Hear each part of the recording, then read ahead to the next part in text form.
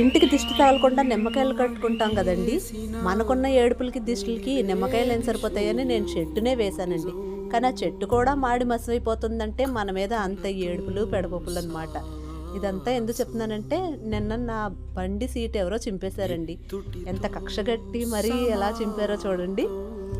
నా మీద అంత రివెంజ్ తీర్చుకునే అంత శత్రువులు నేనైతే ఏర్పరచుకోలేదు. కానీ మనం పక్కనోళ్ళు పచ్చగా ఉంటే చూడేసి ఓర్వలేనోళ్ళు ఉంటారు కదా! ఆళ్ళ ఆళ్ళ పని ఎవరిదో అయ్యుంటది. ఇది చేసిన వాళ్ళు ఇప్పుడు హ్యాపీగానే ఉన్నారా? హా కడుపు మంట చల్లారిందా? మహా అయితే నాకో 300, 400 నష్టం అంతే కదా! ఇంకోటేపిచ్చుకుంటాను.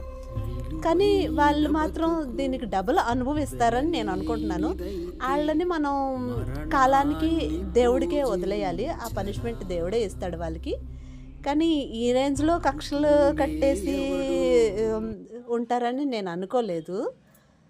చూడండి హ్యాపీగా ఉన్నారా నా వల్ల ఈరోజు మీరు?